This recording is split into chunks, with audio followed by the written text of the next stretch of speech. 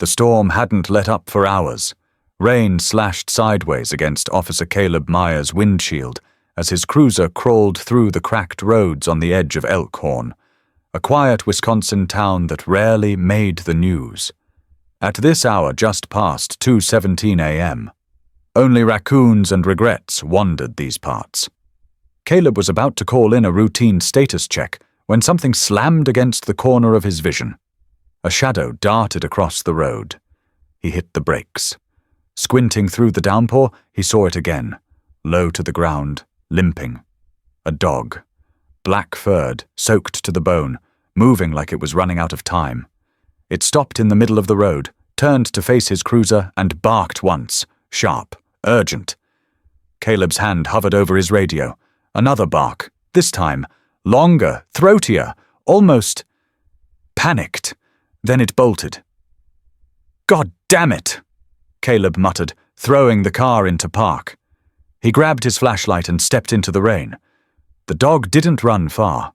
It stopped at the edge of a neglected park, just past the train tracks, circling a rusted drainage grate that had half collapsed into the soil. It was barking frantically now, scraping at the wet mud, slipping on the grass. Caleb approached slowly, flashlight beam slicing through the curtain of rain. "Hey, buddy," he called, keeping his tone level. "Easy now." The dog whipped around, growled, not aggressively, but more like a warning, and then backed towards the hole. It barked again, ears pinned flat, tail low. Something wasn't right. He moved closer. That's when he heard it. Not barking, not growling. Something else. A whimper. High-pitched, weak, human. "What the hell?" Caleb knelt beside the grate, angling his light into the darkness below. He froze. A baby. A newborn girl, maybe a few days old, curled into herself inside a plastic laundry basket that had filled halfway with rainwater.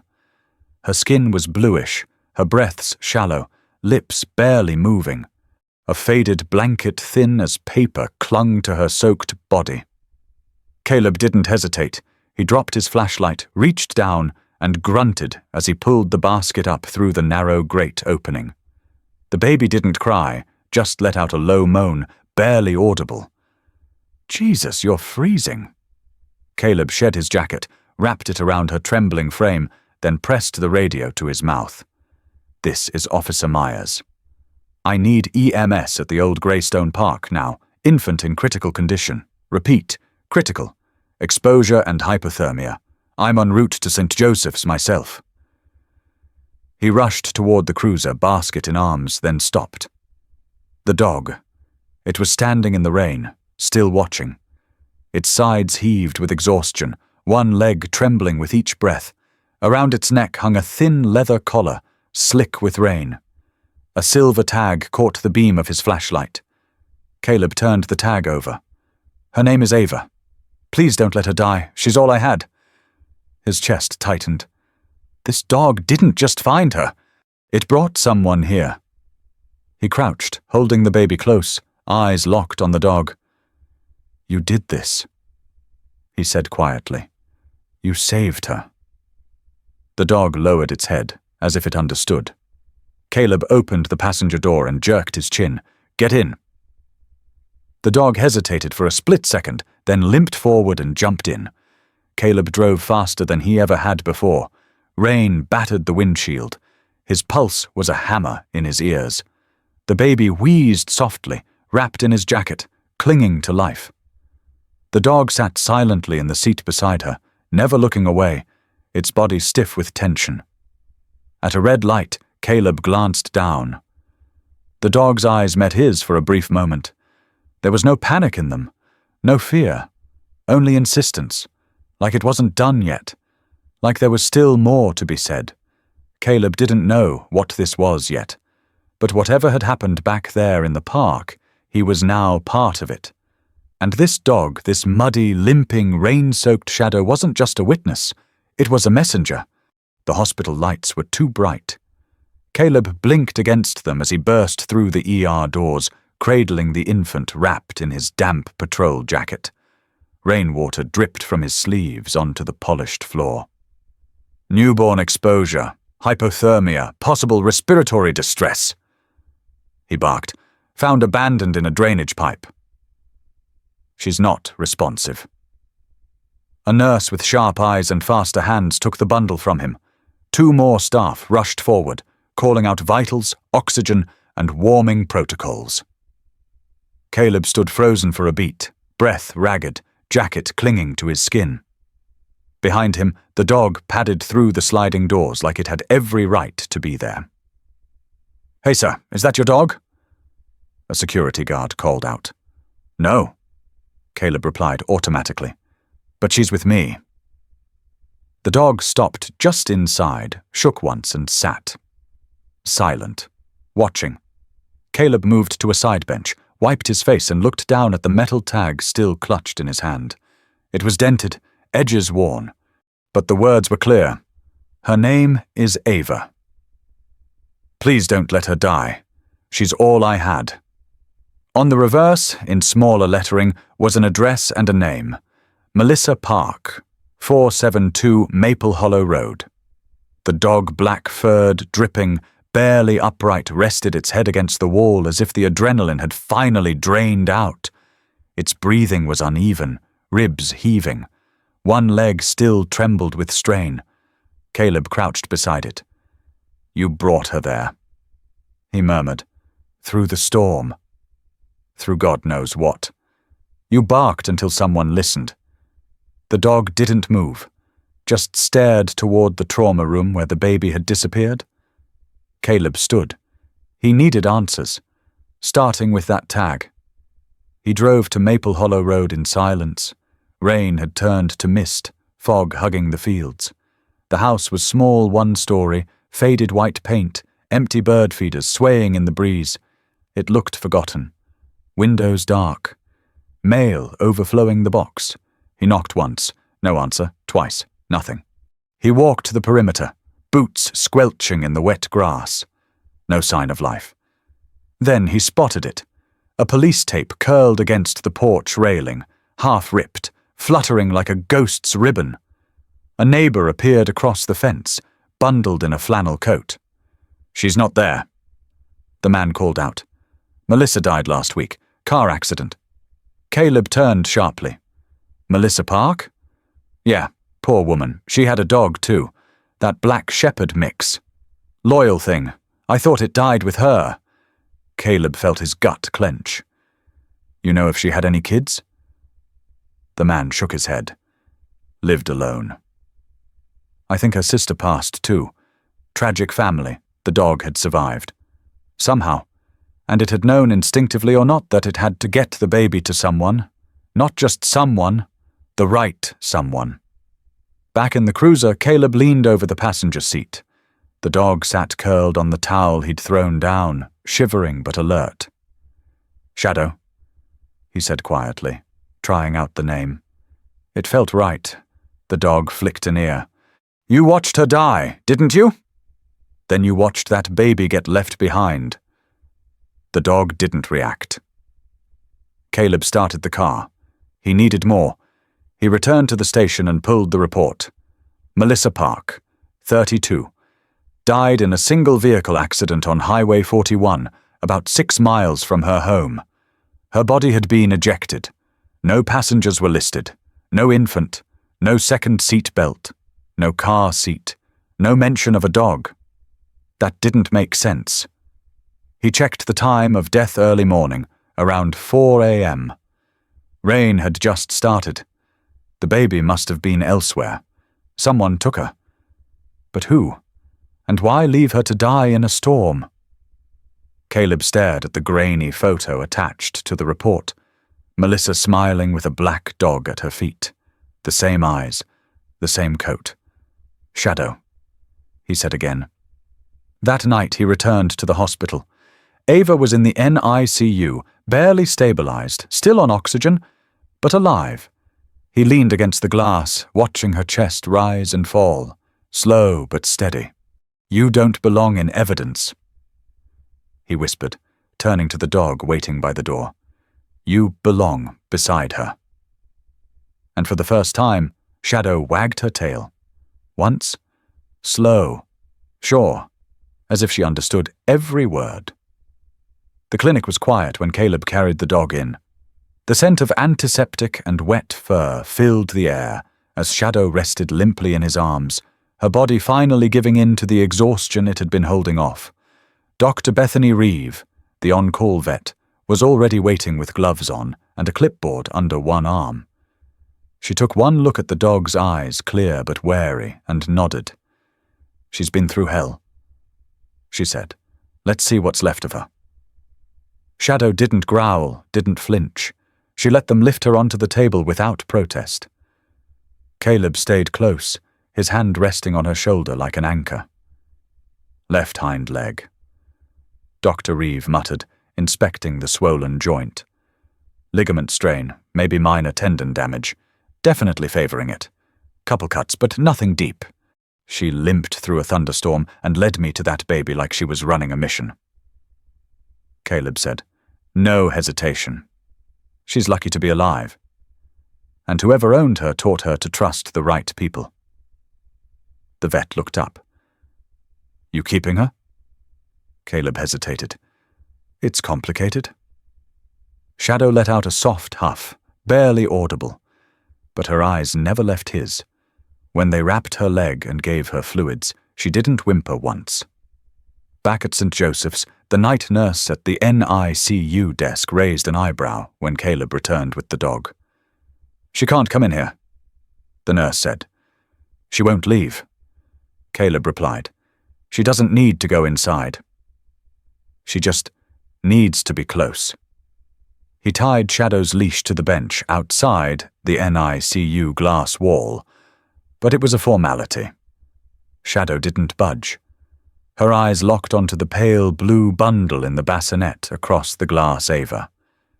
Every time a nurse approached the crib, Shadow lifted her head. If the machines beeped differently, she stood.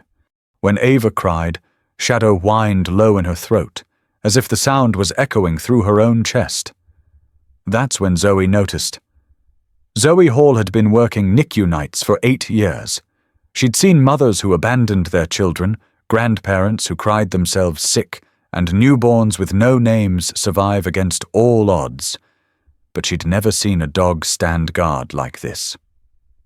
She walked out to the hallway, leaned against the wall beside Caleb. "Is she really the one who found Ava?" she asked. "She's the only reason that baby's still breathing," Caleb said. "I followed her cry." "That's it. She did the rest," Zoe nodded, arms crossed. "Then she can stay. But if hospital security flips out, I'm blaming you." Shadow blinked slowly, as if in agreement. The days blurred. Shadow never left that spot outside Ava's room. Staff began leaving water bowls near her bench. Volunteers brought blankets. One janitor claimed Shadow growled at him for pushing the mop too close. "She's got instincts," Zoe said. But something about Shadow started nagging at Caleb. It wasn't just the loyalty. It was the timing, the precision. How had a dog with a limp navigated 6 miles in a storm, reached an abandoned park, and waited until a patrol car passed? He went back to the crash report. Melissa Park had died near Ridgeview, northeast of town. The drainage pipe where Ava was found was to the south. Opposite direction. Someone else had moved Ava. But why? And why had Shadow gone there, of all places? A question gnawed at him. Had the dog witnessed something more? Zoe began sitting with Shadow between shifts. Sometimes she'd read to Ava through the NICU window while stroking Shadow's fur.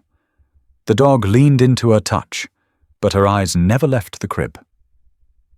"You ever feel like she's doing more than guarding?" Zoe asked Caleb one night. "Yeah," he said.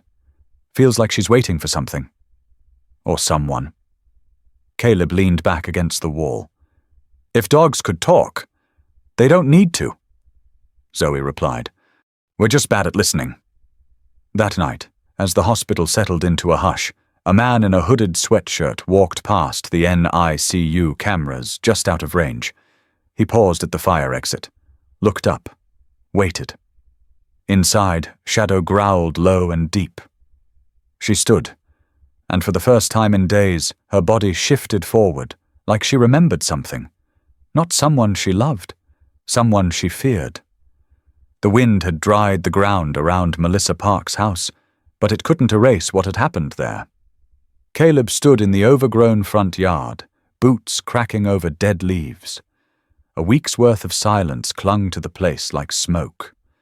The siding was chipped, paint peeling in strips. A forgotten tricycle leaned against the side porch, rust creeping up the handlebars. But it was the front door that made him pause. It wasn't latched. He pushed it open. Inside, the air was stale, faintly metallic. A box fan still whirred in the corner, blowing dust into slow spirals. Nothing had been cleaned up. A half-eaten bowl of cereal sat fossilized on the table.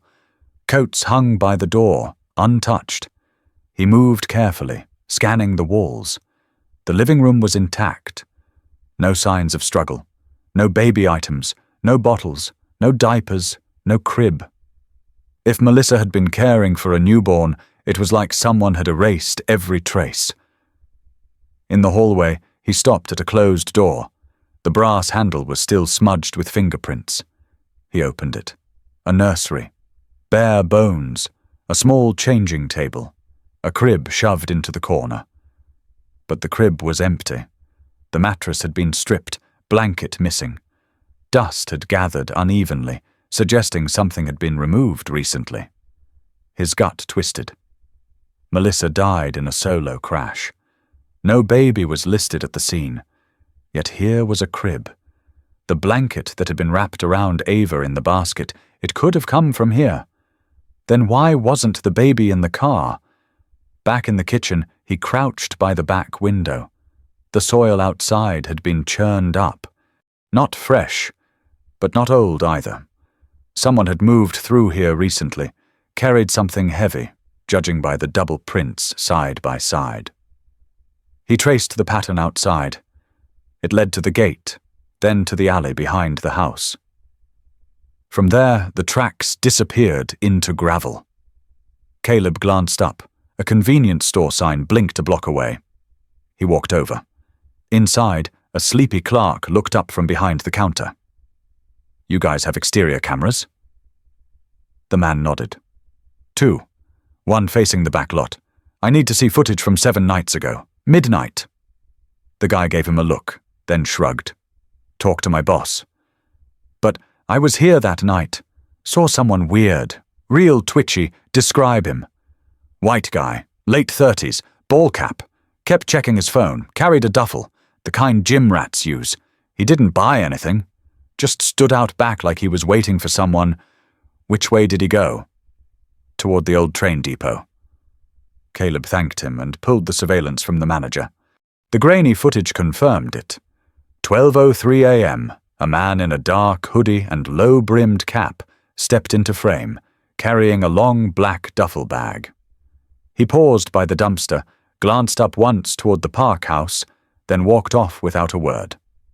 The timestamp was 6 hours after Melissa's accident. Caleb narrowed his eyes. That meant the baby wasn't in the car at all. Someone had returned to the house afterward, retrieved her, and moved her. But why? Why leave her in a storm? In a drainage pipe? And who was the man? Later that evening, back at the precinct, Caleb fed Shadow a cup of chicken and rice in the quiet corner of the evidence room she had claimed as her own. She was walking better now, though the bandaged leg still made her lopsided. She finished the meal, then walked to the edge of the room and sat eyes fixed on Caleb. He spoke aloud as he pieced it together on the whiteboard. "Melissa dies in a wreck at 4 a.m. No baby in the vehicle, no dog either. Either someone was with her and took off, or someone came back after she died." He circled the photo of the mystery man from the footage. "Duffel bag. What fits in that? A baby, small enough to carry. Hidden." Disposable, Shadow growled. It was soft, but sharp. Caleb turned. "You recognize him, don't you?" The dog didn't blink. He pulled up older files, Melissa's background check. Then, there it was. A restraining order from 2 years ago. Domestic threat. Name, Dean Harlow. No photo on file, but the age matched. The timing matched. He opened another report, unrelated but close by. A break-in on West Elm Street the same night. A woman reported a man in a hoodie peeking through her window before midnight. The pieces weren't forming a straight line yet, but they were circling something. Caleb looked down at Shadow. You didn't just run to save her. You ran from something. The dog didn't move, didn't whine, didn't flinch. She just stared back with the steady gaze of something that had seen everything and hadn't forgotten a single second. The hospital corridors were quiet, that eerie kind of silence that only exists in the middle of the night. Machines hummed behind closed doors, nurses whispered through shift changes, and the soft, slow rhythm of life in a neonatal unit continued like a fragile heartbeat. Zoe had just finished her rounds. She paused outside Ava's room, glanced at the monitors through the glass. Numbers steady, breathing even. The baby looked peaceful, tucked in a warmed cocoon of blankets, her chest rising in perfect rhythm with the oxygen machine. She allowed herself a breath. Down the hallway, Shadow lay on the same blanket she had claimed days ago. A nurse had made a small bed beside the window where the dog could still see the NICU room. She hadn't left the spot once. It was just past 2 a.m. when it happened. Shadow bolted upright. No bark, not at first. Her ears shot up, body rigid, as if every hair on her back had detected a signal no human could hear. She stared at the glass, then took 2 steps forward, eyes wide, pupils dilated. Then she howled, not the panicked bark from the drainage pipe. This was something deeper, a primal cry that shot down the hall like a siren, wounded, urgent, desperate. Zoe dropped her clipboard and ran. Inside Ava's room, the numbers on the monitor were dropping, oxygen levels plummeting, heart rate erratic. The baby wasn't moving. "Code Blue, NICU!" Zoe shouted. She hit the emergency call button and began the steps she'd done 100 times in drills, but this time her hands were shaking. Ava's lips had turned the faintest shade of blue. A respiratory team burst in within seconds. One nurse placed a mask over Ava's face, while another adjusted the CPAP. A doctor arrived, barked orders, started suctioning her airways. For a moment, time seemed to split. Outside the room, Shadow pressed both paws against the glass. She didn't bark now, just stared, body trembling, as if she was willing the child to survive with her gaze alone. A minute passed. Then 2. Finally, the monitor tones began to stabilize. Ava took in a deep, audible breath, wet, but real. The team exchanged glances, stepped back. Zoe exhaled for the first time. When the glass door slid open, Shadow didn't move. She just lowered her front legs slowly, eyes never leaving the crib. Zoe stepped out, leaned against the wall, chest heaving. How the hell did she know? Caleb had been called in by dispatch the moment the code was logged. He arrived half an hour later, drenched from the rain again. When he reached the hallway, Zoe was still standing beside Shadow, stroking her head like a mother who had seen death pass by her child's door. She knew before the machines. Zoe said. Caleb crouched beside the dog. What happened? She howled. Woke the whole wing. Moments later, Ava crashed. He looked at Shadow. Did you smell something? Hear something? Shadow said nothing, of course, but her eyes met his, and something passed between them. A flash of memory, recognition, not instinct, awareness. Zoe's voice dropped. This isn't just a smart dog. She's responding like she's connected. Caleb rubbed his jaw. She's seen things, maybe more than we have. They sat in silence for a while, both watching the baby sleep behind the glass. Shadow finally lay down again, but her eyes remained fixed forward, blinking only when necessary. Zoe broke the quiet. I've worked in this NICU for years. I've seen all kinds of cases, all kinds of parents. But this is different. You think she's more than just a survivor? Zoe nodded slowly. I think she's a witness. Caleb frowned. To what? Zoe shook her head. That's the part that scares me. Whatever happened the night Ava was abandoned, Shadow remembers it. And it still haunts her, Caleb stood. Then we need to figure out who else was there. Zoe looked at him, and what they're willing to do to keep her quiet.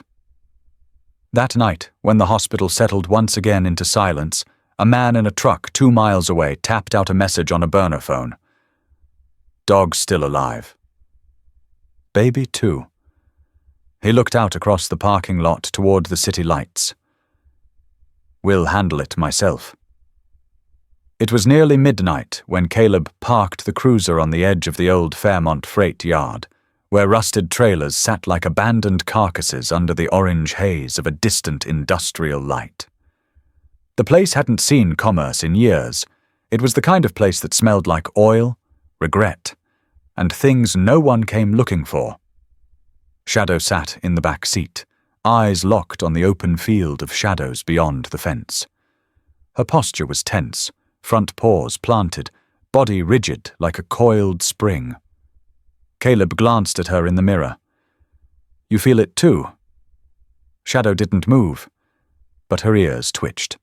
Caleb had spent the last 48 hours chasing scraps, pulling DMV footage, digging through Melissa's records, following up on the mystery man in the hoodie. It all led to one name that shouldn't have surprised him. Dean Harlow, Melissa's ex. A history of violence. 2 restraining orders, 1 dropped after she refused to testify. The crash report on Melissa had one glaring absence. No autopsy photos were taken of her hands. No examination for defensive wounds. It was the kind of detail people didn't question unless they had a reason to. A junkie in county lockup had tipped Caleb off. Said Dean was staying in the old yard, working for cash under fake names.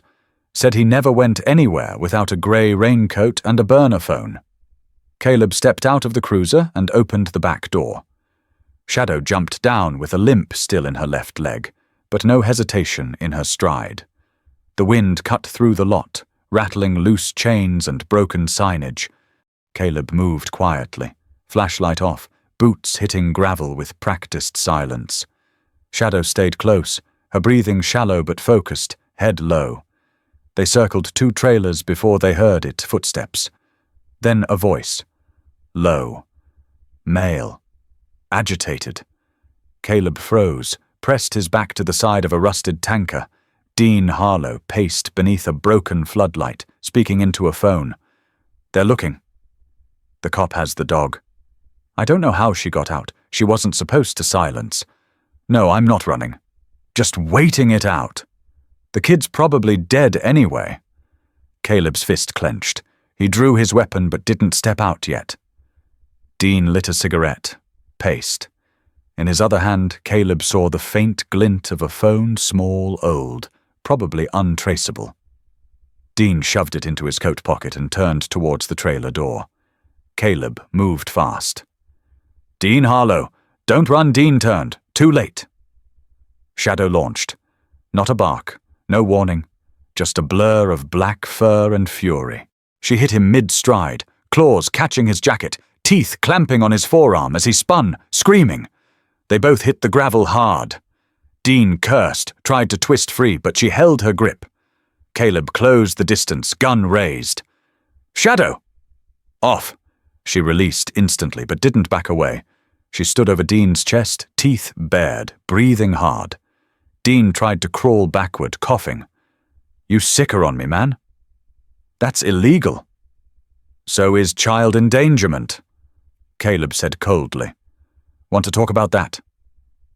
Dean's eyes flicked to his coat pocket. Caleb noticed. He reached in, pulled out the burner phone. The screen was cracked, but it lit up. 1 video file, no password. He played it. The footage was shaky. Night time. Streetlights. A storm. The view tilted as if someone had set the phone down against a curb. Then came the image. Dean, standing in front of a drainage grate, holding something bundled in a thin blanket. A baby. He looked into the camera, smirking. She's not mine. Not my problem. No one's gonna miss her.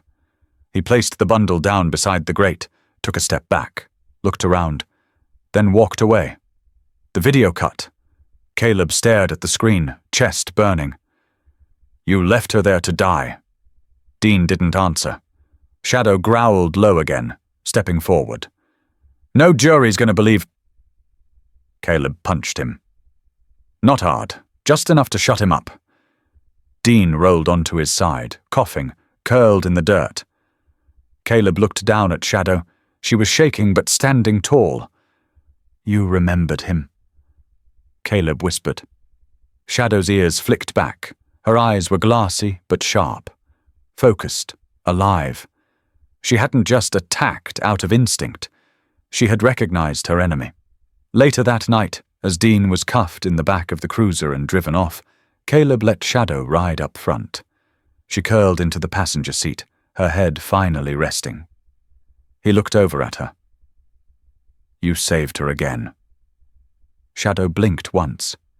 Outside, the first clean drops of rain began to fall, rinsing away the dust. The video went viral within hours.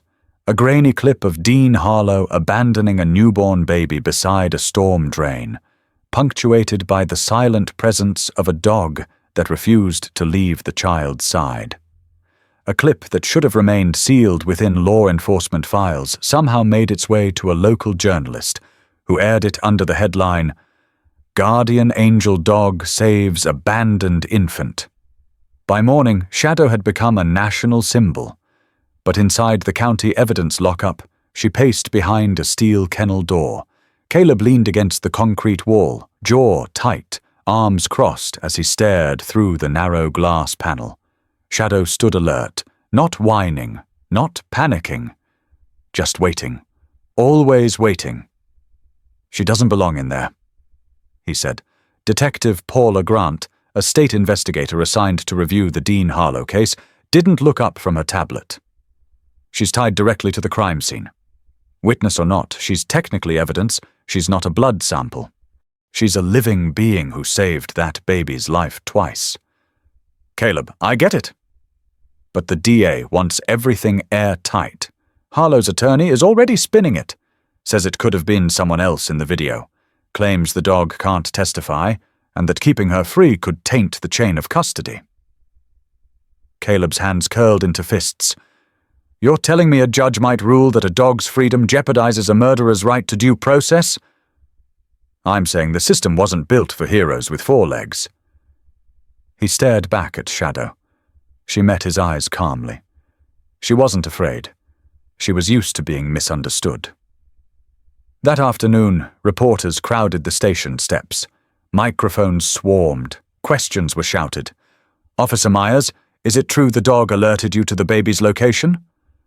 Was the dog trained? Is Shadow a stray or some kind of therapy animal?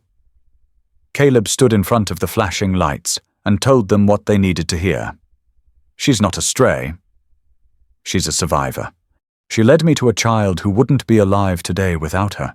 She fought to protect that baby more fiercely than most people I've met. And now, she's being locked in a cage while the legal system decides whether she matters. The press ate it up. By sundown, social media was ablaze with hashtags. Hashtag Justice for Shadow, hashtag Guardian Angel Dog, hashtag Let Her Go. Outside the courthouse, families gathered with signs. Children held up hand-drawn posters of Shadow. A retired veteran drove in from 2 towns over just to say, that dog did what soldiers are trained to do. Identify the threat, protect the innocent inside the department. Tension simmered. Grant approached Caleb again that evening. You stirred a hornet's nest. I told the truth. There's pressure now. The DA's office is considering a compromise. Caleb raised an eyebrow. She'll remain in protective custody, not evidence custody. Temporarily. But you can't take her home. Not yet. She's not a flight risk. She's also not human. Funny, that's exactly what makes her more trustworthy. Later that night, Zoe visited the holding room. She sat on the floor beside the kennel, her back pressed to the bars, eyes closed. "I don't know how you understand so much without words," she whispered. "But you do." Shadow didn't whimper or bark. She just lay beside the door, inches from Zoe's hand. Across town, Dean Harlow's lawyer filed a motion to suppress the video. Illegally obtained. The motion read, "No warrant, no chain of custody, no validation from a lawfully recognized witness." Caleb slammed the paper on his desk. They're trying to erase her. But he wasn't done yet. He met with the state's assistant attorney general the next morning, armed with affidavits from doctors, nurses, and even a child trauma specialist who testified that Shadow's behavior had directly prevented Ava's death. "She doesn't need to speak," Caleb told the AG. "She's already testified with her actions, her instincts, her loyalty. If we treat her like a piece of evidence, we're denying everything that makes her matter." There was a pause. Then the AG leaned back. "You're right. But we'll need the judge to see that the next hearing was scheduled in 3 days." Until then, Shadow remained under guard. But even from behind a steel door, she was no longer alone. Because outside, the world had started to believe. Not just that a dog could save a life, but that sometimes the truest kind of witness walked on 4 legs. The courtroom smelled faintly of paper, varnish, and nerves. A storm was building outside the courthouse in Elkhorn, but inside, the tension had already settled thick in the air. The state versus Dean Harlow had drawn more than just reporters and officials.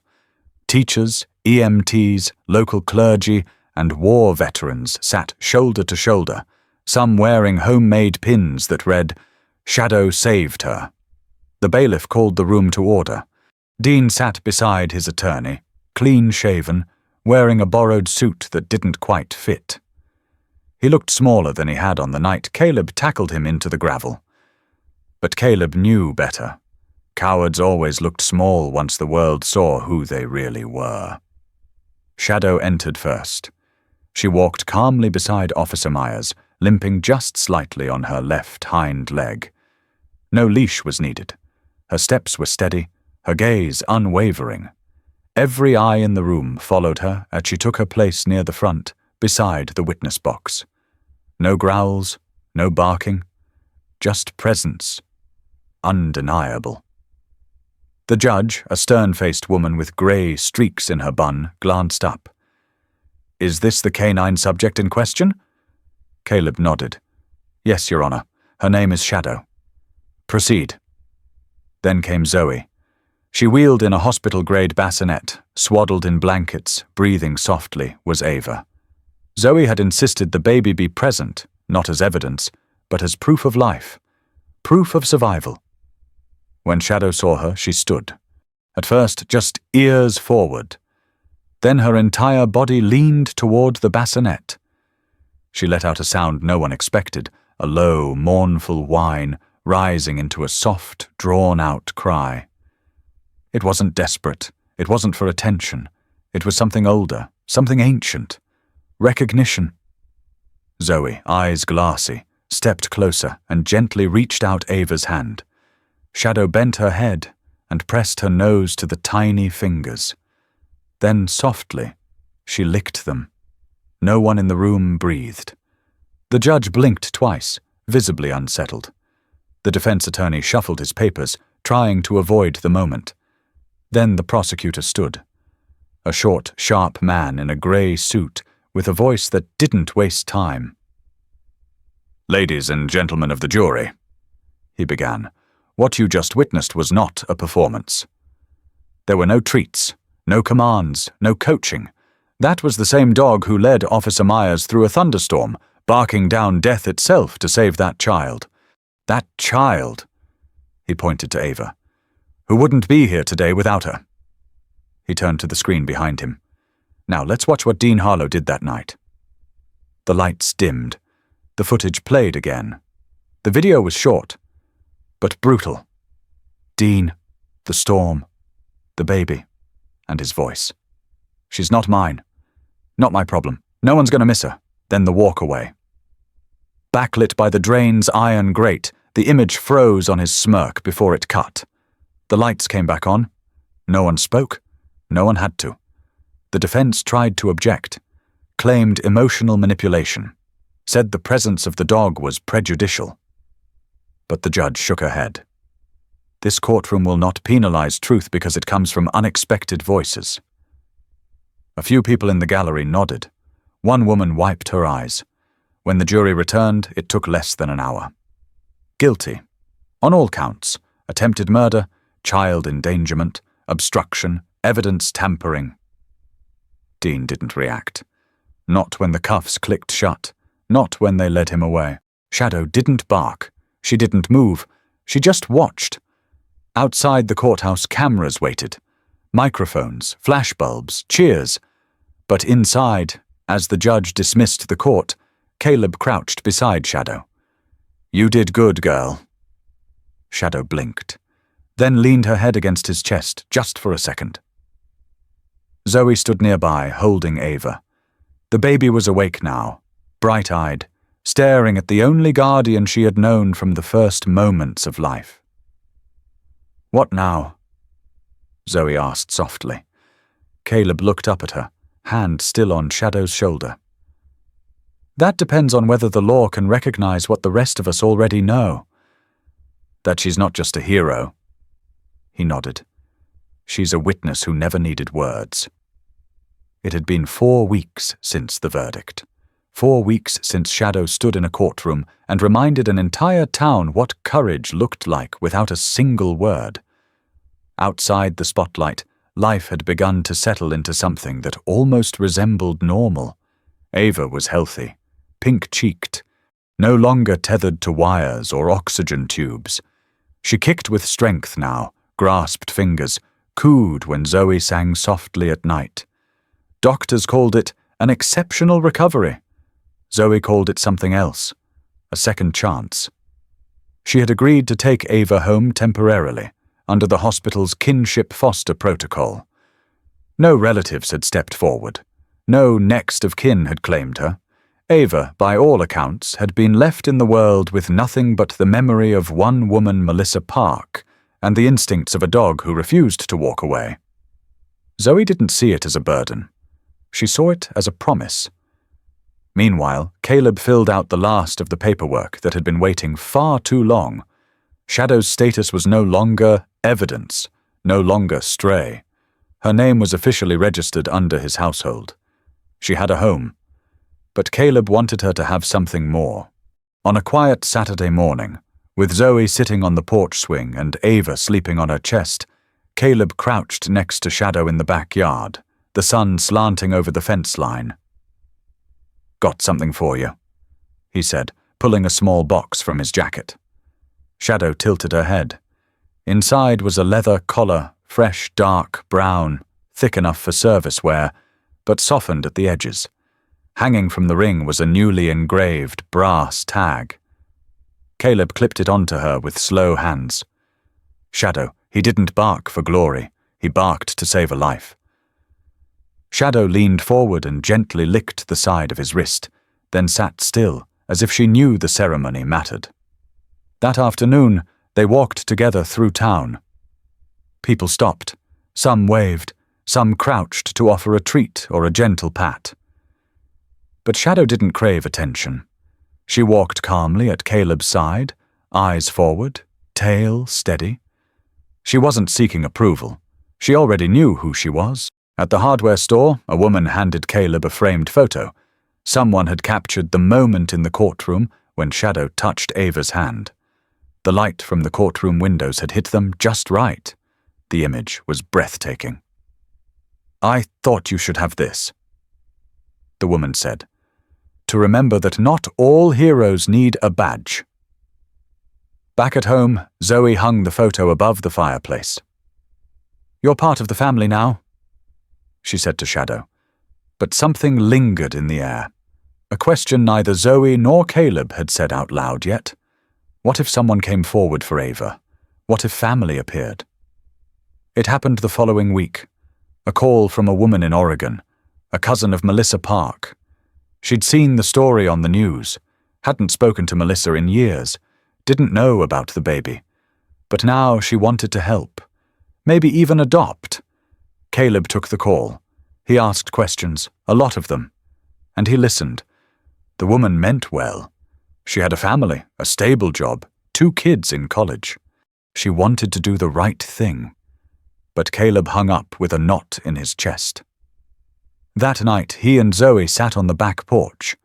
Shadow lay at their feet.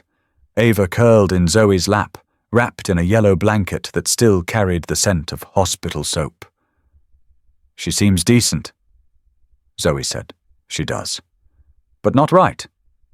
Caleb looked at her. "No, not for Ava. She doesn't know the whole story. She wasn't there." Zoe stared down at the baby. "Then we do what we've been doing. We keep her safe. Until the courts decide." Shadow raised her head then, sensing the weight of something unspoken. She stood, moved toward the bassinet beside the swing, and curled around its base, her body forming a quiet circle of protection. Caleb watched the movement, chest tight. "She doesn't just guard her," he said. "She claims her." A few days later, he filed a second set of papers, a formal petition for joint guardianship. Zoe would foster, Caleb would protect. Shadow would remain her constant. A home wasn't defined by blood. It was defined by those who showed up and never left. As fall crept into the Wisconsin air, leaves began to turn. Ava grew stronger each day. Zoe hung wind chimes on the porch. Caleb planted a small tree in the yard, a white oak. He tied a ribbon to its base with a tag that matched the one around Shadow's neck. It read, "For the one who barked, not for glory, but because someone had to." Shadow didn't need medals. She had something better. A name, a purpose, and a place that would never forget what she'd done. The sun filtered gently through the golden leaves of late September, casting long, dappled shadows across the backyard, where a white oak stood proud and tall, its young branches now thickening with time. A small pair of feet pattered across the grass. Barefoot, unsteady but determined. Ava. She had just turned 1. Her steps were still wobbly, her arms out for balance, but her laugh echoed like wind chimes as she toddled across the yard. Behind her, close and watchful, walked Shadow, aging but steady, a sentinel wrapped in fur.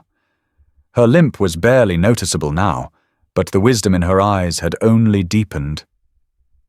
Zoe leaned against the porch rail, arms crossed loosely over her chest. She watched as Ava reached the edge of the garden, dropped to her hands and knees, and turned to look at Shadow. The dog lowered her head and nudged a rubber toy closer.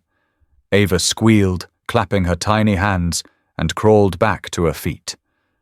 Caleb stepped out with 2 mugs of coffee, handed one to Zoe, then followed her gaze. "She's fast," he said. "She's relentless." Zoe smiled. "Just like someone else I know." They watched the pair-child and dog move like they'd always belonged together. And they had. Ava had been officially adopted 6 weeks ago. Zoe had become her legal mother.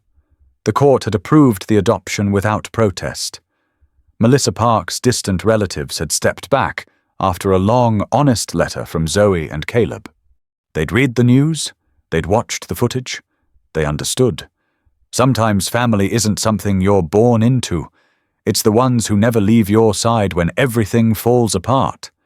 Caleb glanced toward the back fence, where a simple wooden board was mounted between 2 posts, polished and weathered. He'd carved it himself one evening after the final court hearing. The message etched into the grain was short, clear, and heavy with meaning. He didn't bark for glory. He barked to protect the innocent. Shadow sat beneath it now, her head held high, ears alert, tail slowly brushing the grass as Ava circled her with giggles and squeals. Zoe reached down and took Caleb's hand. She's going to grow up never wondering if she was loved. Because she always was, he said. A car pulled into the driveway, its tires crunching gently over gravel. From it stepped a young woman with a camera bag slung across her shoulder and a press badge clipped to her jacket. "Sorry I'm late," she called out. "Traffic out of Milwaukee's still awful." Caleb waved her over. The journalist had reached out weeks ago, said she was working on a feature for a national series titled Unsung Heroes, said she'd been chasing stories about the dogs who'd saved lives, changed outcomes, healed people in ways medicine couldn't. Shadow was on her list. Zoe invited her to sit. Ava crawled towards the woman with innocent curiosity, holding out a half-chewed rubber duck. The journalist laughed, took the toy with grace, and turned to Caleb. "Can I ask you something before we begin?" He nodded. She looked at Shadow. "What's your story with a loyal pet?" The question sat in the air a moment. Caleb looked at the dog that had led him through a storm, faced down a criminal, warned him of danger, and stood sentinel for a child no one else had claimed. "She saved a life," he said softly. "Not just Ava's. Mine, too, in ways I didn't even realize until later." He looked at Zoe. She gave him the smallest nod. "She reminded me what it means to act, even when no one's looking. To stand your ground, to stay when others walk away. She never barked for attention, never needed applause." He looked back at Shadow, who was now resting her chin on Ava's lap, while the little girl babbled a story only she and the dog understood. "She didn't bark for glory," he said. "She barked because someone had to." The journalist quietly began filming. Not a formal interview. Just life. A quiet backyard. A dog. A child. A future stitched back together, one moment at a time. Later, as the camera shut off and the sun began to dip, the journalist asked if she could use the footage for a final segment in her series. Zoe smiled. "Only if you include the sign on the fence." Caleb added, "And the real star." They all looked at Shadow, who lifted her head slightly, eyes bright, ears flicking at the sound of Ava's giggle. The journalist stood, shook their hands, and packed her gear. "This one's going to reach people," she said. Caleb nodded. "That's the point." She turned back before leaving. "And if people want to follow more stories like this," Zoe chuckled, "tell them to start with the German Shepherd channel. We don't chase views," Caleb added. "We follow the bark that matters." And with that, the camera rolled into the distance, but the story stayed carved in oak, stitched in memory, and carried forward in the quiet bond between a child and her dog. Because sometimes the ones who save us never speak a word. They just stand beside us. And stay. If this story moved you, help us honor dogs like Shadow by subscribing to the German Shepherd channel. Real stories, real loyalty. No glory required. What's your story with a loyal pet?